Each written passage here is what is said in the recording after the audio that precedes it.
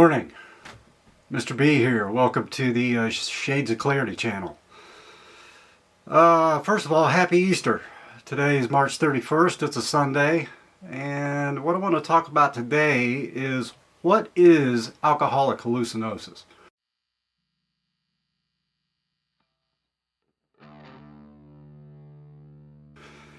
Now, it manifests itself as part of alcohol withdrawal syndrome.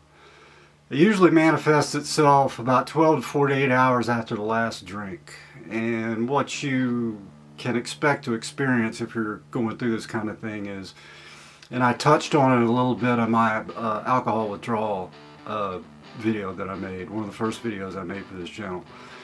You may experience auditory hallucinations, hearing things that aren't there. You may have visual hallucinations. You're seeing things that aren't there. Or you may have tactile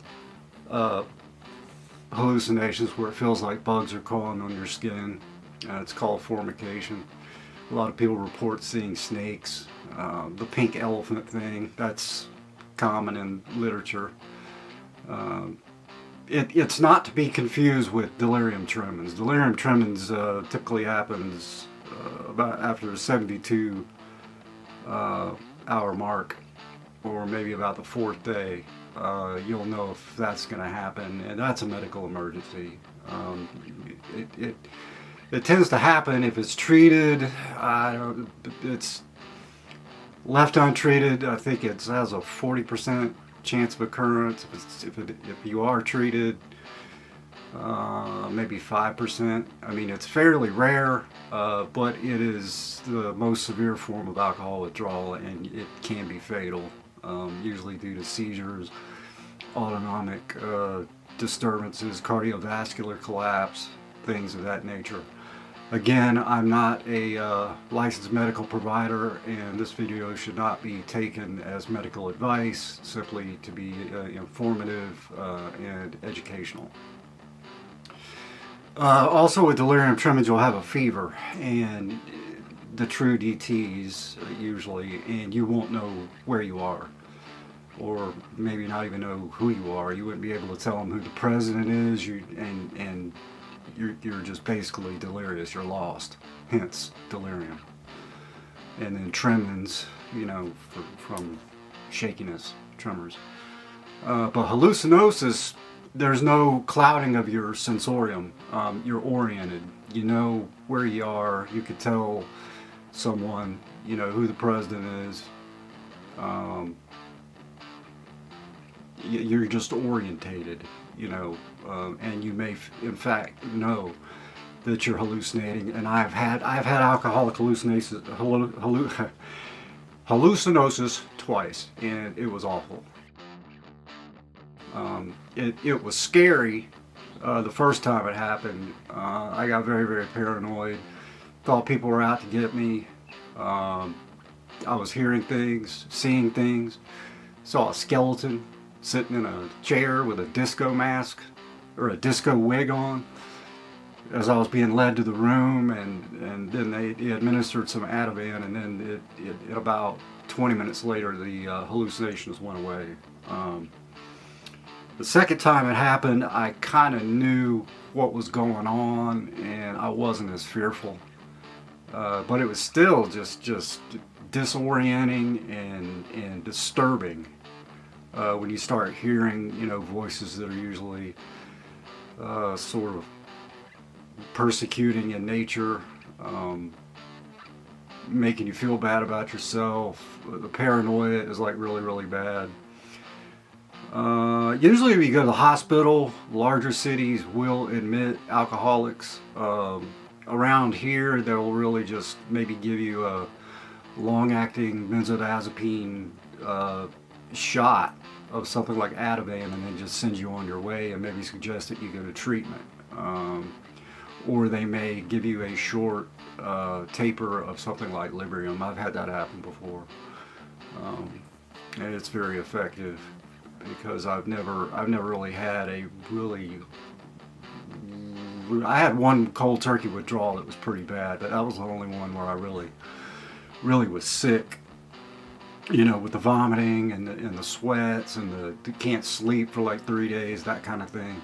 If you go to the hospital, they'll administer usually what's called a CWA, and what that is the Clinical Institute Withdrawal Assessment.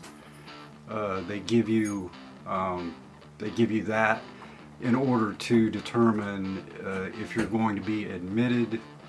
It usually has to be pretty high on the scale for them to do that. And of course, you know, there needs to be medical intervention. Usually they'll give you, if you are admitted, to keep you from going into delirium tremens. If you are hallucinating, if you do have alcoholic hallucinosis, possibly phenobarbital, something like Ativan, or a longer acting agent, maybe intravenous chlordiazepoxide, which is delirium. The hallucinations really don't last that long. Typically, you know, maybe 6 hours, and then they're gone. You know, the alcohol withdrawal can be mild to moderate to severe. You usually see hallucinosis in the moderate area of alcohol withdrawal. And I'm trying to get the lights up a little bit in here. Some of my videos have been a little too dark. I'm kind of using that to keep the anonymity there, but the videos just aren't.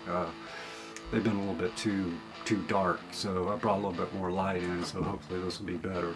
Of course, alcohol withdrawal takes between 5 to 7 days to complete, either with or without treatment.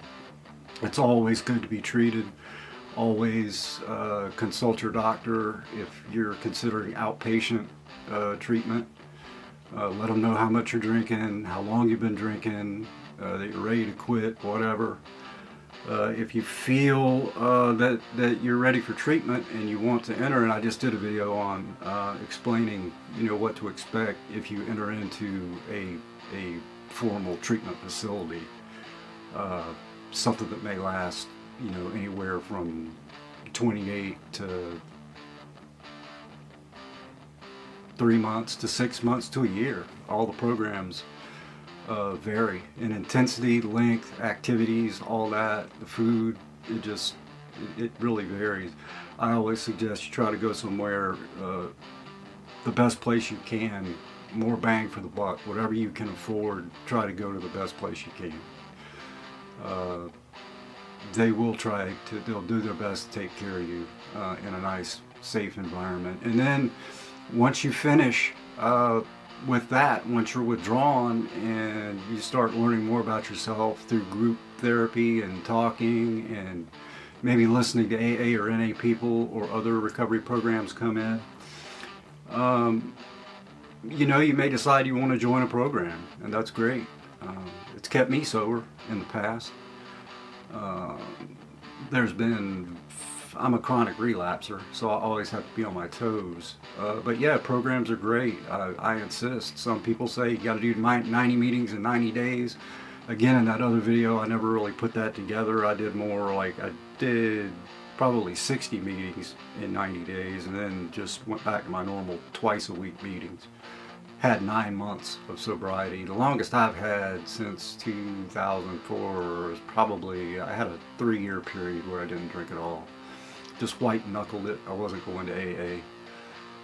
But yeah, you know, it's good to get that exposure. And if you've never, like I said in the other video, if you've never formally been through treatment or you're new to recovery, it's a good idea to probably do the program all the way through at least once, so you're exposed to things like cognitive behavioral therapy, talk therapy, learning about grounding techniques, breathing, things that you can do when you're under stress, or you know, if you suffer from anxiety really badly. That was always been one of my triggers for drinking, is to stop and use the grounding techniques, use the CBT, use the breathing, calm down, call your sponsor if you have one, let them know you feel like drinking. They'll talk you out of it. But anyway, I just wanted to wish you guys happy Easter, and the channel's picking up some momentum, and I'm for that I'm proud, and I'm happy. I'm glad that the channel's doing well, and I'm glad that people are enjoying my content. If you have any ideas for content, please put them in the down below. If you haven't subscribed, please subscribe. I usually don't say that. I try kind of let the content do the talking, but yeah, or hit the bell. It'll let you know when I'm dropping some new videos. But good talking to you again, and as always, stay tuned, and I'll see you later.